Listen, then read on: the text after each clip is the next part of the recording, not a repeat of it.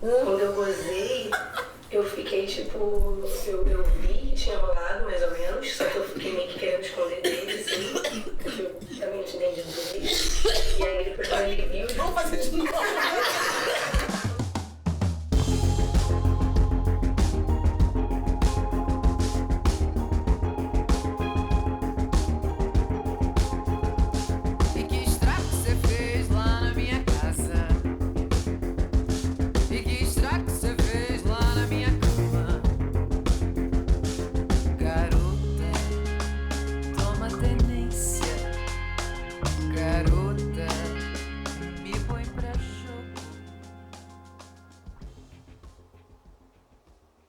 Quando eu gozei, eu fiquei tipo. Eu vi que tinha rolado mais ou menos, só que eu fiquei meio que querendo esconder dele, assim, porque eu também não tinha entendido direito.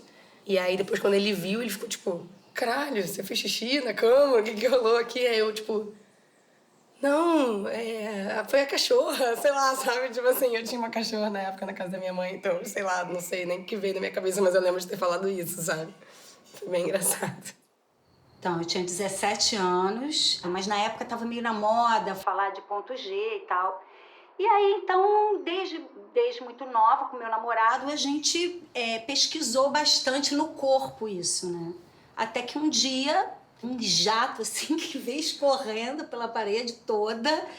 E na hora a gente ficou completamente assustado com aquilo, mas aquilo veio junto com um prazer tão profundo que eu falei, isso não é xixi. A gente ainda ficou cheirando a parede, assim. Eu falei, não, é impossível isso ser xixi. Eu tinha 20 e poucos anos, nunca tinha ouvido falar nisso. E eu não sei exatamente a primeira vez, assim, mas essa é a primeira lembrança que eu tenho, assim. Eu tinha uma namorada, assim, acabou transando, assim, em pé no corredor. E eu me lembro que de repente começou a escorrer, assim, pela minha perna, assim, o líquido. Nem sei, acho que nem pensei se era xixi ou se não era, só achei bom, diferente, assim, estranho. Foi agora, esse último mês, que eu comprei um vibrador. E aí fui testar meio assim, totalmente de alegre, só pra ver o que rolava. E de repente, enfim, eu gozei e molhou tudo. E aí eu pensei, bom, vai ver que é porque eu lavei no dia anterior. Eu tinha lavado assim antes de usar. E deve ter ficado água dentro. Aí eu fiquei assim, tipo, batendo a parada pra ver se saía mais água, achando que tinha água dentro e tal. E não tinha água nenhuma. Depois que eu comecei a fazer pilates por causa de um problema de coluna, que eu fiquei 1 ano fazendo fisioterapia por causa de coluna e tal. Aí eu comecei a trabalhar o períneo. E aí eu fiquei 1 ano, tipo, sei lá, 2 vezes por semana trabalhando períneo. Tipo assim, então já tava aquela coisa que já fazia parte de uma respiração, eu trabalhar o períneo. Aí um dia eu transando, eu fui trabalhar o períneo. Foi uma coisa meio assim, foi uma coisa física, mas eu senti que eu tava usando um músculo que eu nunca tinha usado na minha vida. E eu fui usar ali, no meio de tesão, quando eu vi, foi. Tipo assim, foi uma coisa assim que eu nem sabia. Quando eu vi... Foi aquela molhadeira toda. Fiquei sem graça, veio aquela coisa de xixi, será? E a garota que estava comigo falou, nossa, que honra, que legal. Poxa, eu também queria que acontecesse isso comigo. O nome disso é ejaculação feminina. Pô, muito legal. Aí eu acho que aos 27, mais ou menos, eu li numa revista sobre. Primeira vez que eu ouvi falar em ejaculação feminina. E me deu um alívio, né? Porque a partir daquele momento eu sabia o que era. Me impressionou muito essa coisa da quantidade, né, de água que veio e da sensação de que alguma coisa estava sendo estimulada em mim que nunca tinha sido estimulada. E nesse dia eu falei, o quê? Tem uma coisa dentro de mim que produz um líquido que eu não sei de onde vem, assim. E aí eu fiquei muito chocada com aquilo, né? Com vocês faz aquela assim, ó, faz uns pinguinhos assim, além da poça. Da poça faz... Depende, é engraçado, porque tem vezes que... E tem vezes que... Eu ouvi falar nas glândulas de Skinner, né, que seriam a nossa próstata, que ela fica na parede da vagina e que esse jato, ele não sai nem da uretra nem da vagina. saem de pequenos orifícios, muito pequenos, dois orifícios, um de cada lado, e que esse líquido então sairia dali. Alguns falam que durante a excitação essa glândula ela vai inchando e que por isso por isso acontece esse jato. Mas sempre me intrigou uma coisa: como é que nessa glândula, que deve ser bem pequenininha, a gente consegue produzir tanta água? Eu não consigo entender isso. Eu ainda não consigo entender de onde sai todo esse líquido, porque é muito líquido. Gente, como é que a gente não seca, né? Nossa, Como é que sai? eu bebo água no meio e gozo mais. Às vezes eu fico com medo de ficar desidratada. Eu jurei. Então, eu lembro até que uma vez numa viagem a gente, super curioso, começou a procurar na internet, assim, né? Tipo, mas o que é isso? Aí na época eu até decorei, sei lá, era tipo 80% de água e 10% de, sei lá, alguma coisa que tinha no xixi também, ureia, uma parada assim. E aí eu comecei meio que matar minha curiosidade também pesquisando um pouco, porque não sabia como, né, sei lá, onde procurar. Assim, por que a gente não fala sobre isso, né? Fiquei meio que me perguntando isso. E aí, quando o meu companheiro veio e falou squirt, né? E eu falei, gente, por que eu não sei isso, sabe? Porque eu acho que a gente não conhece nosso corpo. Então, a gente não conhece o nosso sexo, a gente não conhece nossa vagina, a gente não conhece muito bem do que ela é capaz.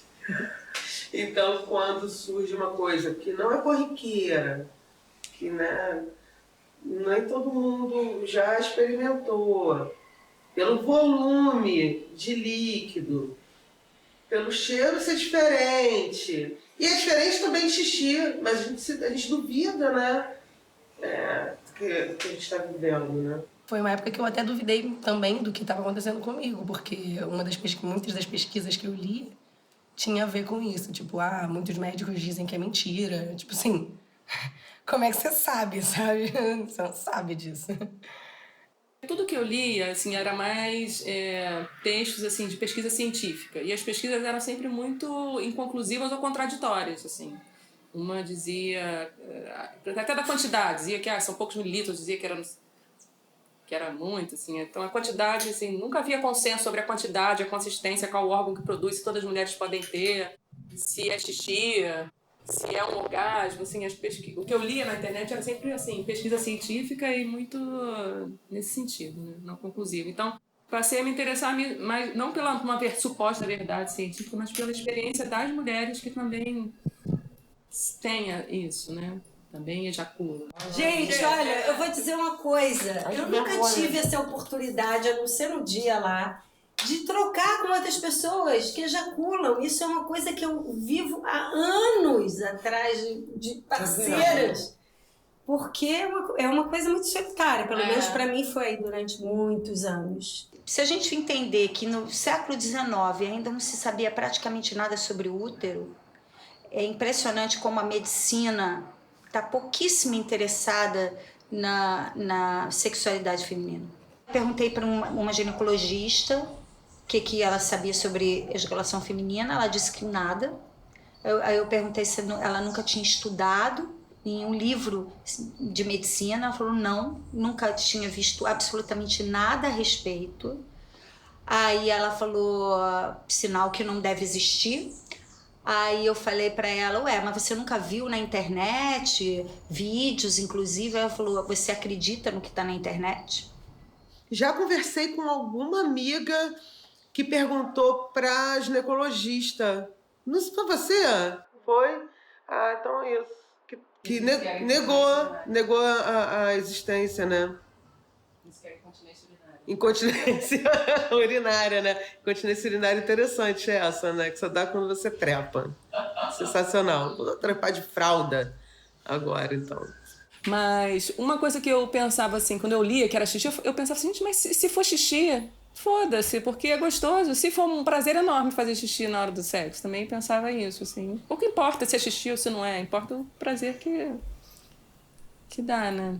Na verdade, chamar de xixi é preconceito, é exatamente querer diminuir a mulher, querer né?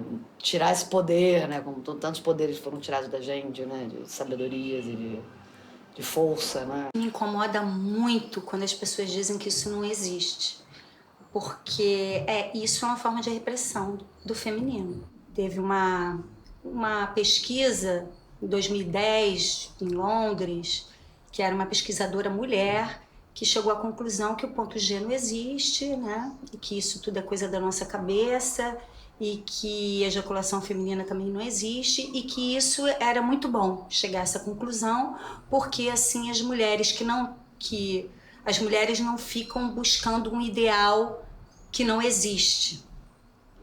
Só que eu interpretei isso de outra maneira. Eu interpretei como: vamos continuar caladinhas e vamos continuar nas nossas ignorâncias e silêncios, porque assim a gente ameaça menos, porque a gente não tem prazer, a gente não está na nossa potência. Eu sentia, né, empoderada até quando eu comecei a saber usar melhor o meu corpo e atingir esse jorro e tal, de esse empoderamento que um homem tem com o pau. Eu falei, porra, aí eu comecei a entender os homens um pouco, que eu falei, pô, eu tenho esse poder também. Talvez por isso a minha verve científica tenha falado mais alto quando isso aconteceu, porque na hora o que eu pensei foi, muito importante falar sobre isso cientificamente, assim, né? Sobre o desconhecimento científico em torno desse tema, assim, né? E isso tem a ver com várias coisas, tem a ver com falta de mulheres nas ciências conhecidas como hard, né? Falta de investimento em pesquisas que têm a ver com as coisas femininas, né? Que não sejam para reprodução, né? Porque é isso, né? Porque o nosso corpo funciona para reprodução, para as outras coisas ele já não é mais, né? Ele já não serve mais tanto, né? Não tenho o menor pudor, pelo contrário, eu acho necessário falar sobre isso.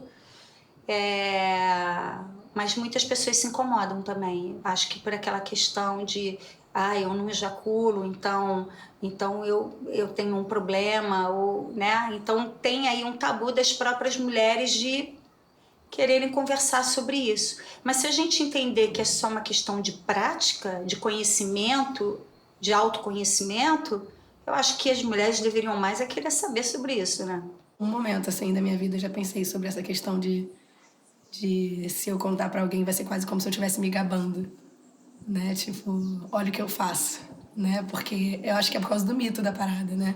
De tipo, nossa, parece que é tão incrível. Se você faz, você é tipo uma pessoa evoluída, né? Eu acho que a gente não pode ficar com tanto receio dessa história de parecer uma coisa que a gente tá se gabando, porque eu acho que, sei lá, provavelmente as primeiras mulheres que disseram que sentiam prazer com sexo também Deviam parecer putas parecer isso. Nossa, gente, a gente tá nesse lugar. As primeiras mulheres que assumiram o prazer foram chamadas de putas. Eu acho que tem um fator psicológico. Eu acho que tem um fator de você se libertar, você se permitir, de você ousar, né? De você ser livre na cama, de você ser dona do seu próprio corpo, do seu próprio prazer. Porque em muitos momentos é tabu pra mulher gozar e jorrar e tá feliz e tipo, que é isso, ela é vista como puta. Né? Tipo assim, eu acho que pra hétero deve ser mais difícil. Pelos homens machistas babacas que a gente tem nessa sociedade. Deus me livre. Graças a Deus eu sou homossexual. Tipo, você me salvou, né? Tipo, não, o meu processo não é hétero nem é homo, é eletrônico. A gente ficou, assim, no meio dessa night e a gente foi pra um carro, assim, que era um carro grande, do namorado dela e tal. E a gente meio que começou a ficar lá no carro mesmo e a gente descobriu, tipo, que as duas... sei lá, faziam um squirting. E aí as duas, tipo, a gente meio que molhou o carro todo, assim. Aí o tapete do carro ficou todo molhado. E foi super engraçado. Eu acho que meio que, tipo... acho que é um lugar até meio feminista, assim, de, tipo... de autenticar, assim, o que eu tive me relacionando com outra mulher, assim. Porque pra mim não acontece só com penetração. Não precisa de penetração. Comigo só com penetração. Comigo não precisa. Não, de dedo, né? Claro, Deus me livre outra coisa. Era uma coisa que eu pensava que nunca ia acontecer comigo, porque eu pensava que acontecia só com pessoas que tinham alguma coisa muito específica, né? Ou, por um lado, eu acho que eu nunca tinha parado para pensar sobre isso, mas acho que nas narrativas que eu tinha na minha cabeça, ou pessoas que tinham isso encaravam isso como uma disfunção, Ou mulheres muito mais, assim, boas de cama do que eu, sabe? Tinha também isso na minha cabeça, assim, nossa, essa mulher realmente ela deve ter uma relação com o sexo que eu nunca vou ter. Suas pernas cruzadas, suas pernas abertas, sua boca lacrada, sua boca aberta, seu corpo fechado, seu corpo...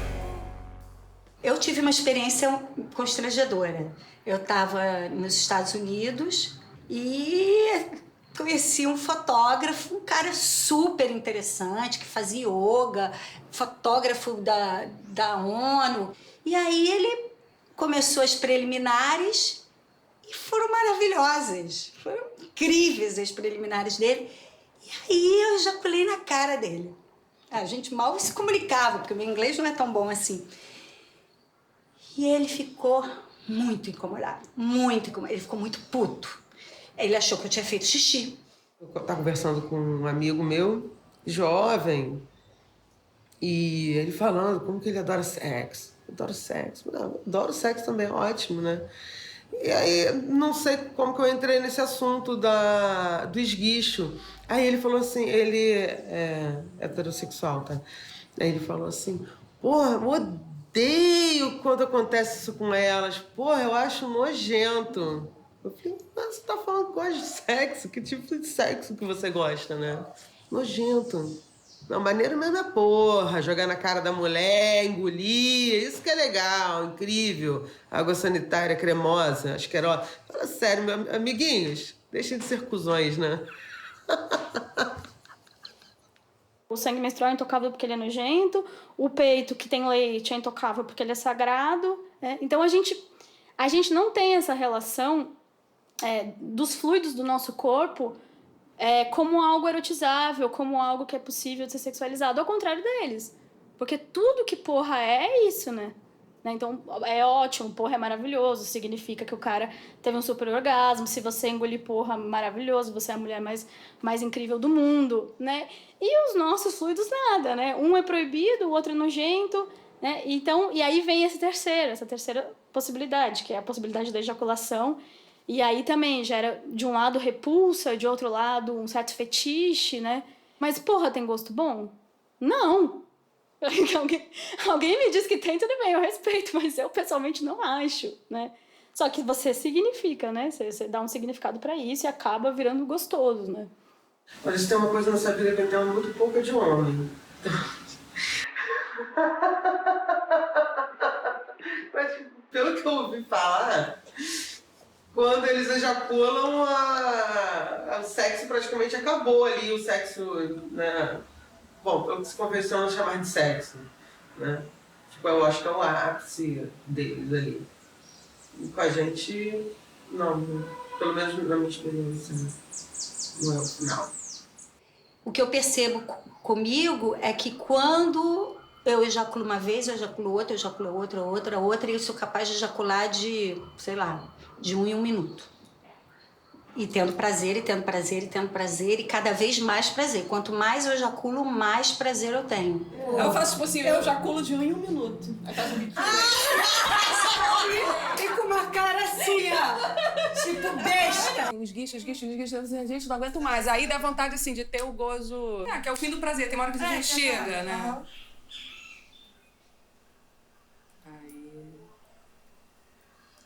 Pra isso, acho que tem técnica. Sabe, quando você goza, é aquela coisa que acaba. Você tem um prazer que, né, em francês fala petit mort, né, da morte. Acaba, né? E o jorro, não. O jorro, você tem aquele prazer, ele é contínuo. Tipo assim, você vira... o Munhá, né? Vida eterna. Aquela coisa. Você tem o prazer e você fica... E vai, você não morre. Você vai. Então, se for ficando, se o parceiro não ejacular, ou quando eu tenho parceiros que conseguem manter um tempo, eu fico, sei lá, devo ejacular umas 20 vezes. Homem não ejacula 20 vezes. Meu Deus! Forever. Agora é isso mesmo. Foi um incômodo pra mim logo que eu tive essa experiência, e aí veio esses dois termos, né? O tal do... Eu não sei se fala skirt, como é que se fala em inglês. E a ejaculação feminina, e as duas coisas me incomodaram, assim. Porque era um termo em inglês difícil de pronunciar, né? Então... E o outro porque era um termo que comparava para um processo que acontece com o nosso corpo como análogo do homem, né? E por que precisa ser assim, né? Se fosse a mesma coisa que saísse, se fosse um esperma com sêmen, né? Mas nem é outra coisa. Então, assim, a única coisa em comum que essas duas coisas têm é o fato de que elas acontecem junto com o orgasmo, né? De resto, elas são totalmente diferentes, né? E aí, enfim, então pra mim não faz muito sentido chamar de ejaculação feminina, a não ser que a gente comece a chamar deles de ejaculação masculina. Aí simetriza, né? Porque acho que a ausência de nome também diz muito sobre isso, assim, né? Esse nome que só existe quando comparado ao corpo do homem, né? É um nome bem ruim. Porque a gente fica achando no limite que talvez a gente nunca tenha gozado como eles gozam, né? Porque se só de vez em quando a gente tem a ejaculação, então o nosso gozo é incomparável ao deles, né? Então acho que precisava se criar, assim, esse nome. Se alguém tiver uma ideia melhor. Ejaculação feminina. Eu dou esse nome. Hoje em dia eu chamo mais de gozar mesmo, tipo... Eu chamo isso de esguicho. Na minha intimidade eu chamo de aguinha. Jorro. Eu chamo de jorro. Tem gente que chama de esguicho, né? Eu falo que é um jorro, assim. Do esguicho, eu gostei do esguicho. Eu acho que eu vou adotar esse. E se eu achar tua fonte escondida, te alcanço em cheio o mel e a ferida, e o corpo inteiro feito um furacão, boca, nuca, mão, e a tua mente não. Pra mim, essa fonte escondida pra mim há muito tempo já. Eu acho que Cássia não gravou essa toda. Eu não morro. Você vira o ser eterno. O ser de vida eterna. Aí você fica ali naquela morte, naquela sensação de morte, eternamente. Gozo ostentação é muito bom. Sexo ostentação. Sexo ostentação. Porque eu não sabia ainda direito regular o vibrador, agora eu tô sabendo. E foi tipo assim, eu coloquei na potência máxima, foi tipo... Zzz, ah! Aí eu levantei a toalha assim, caramba, passou da toalha. Aí levantei o lençol, gente, passou da lençol. Gente, será que passou do colchão? Aí eu fui embaixo da cama, assim, tinha um estrago e tava pingando do estrago, assim. Acho que foi muita quantidade. Ah, não acredito! Ah, que horror!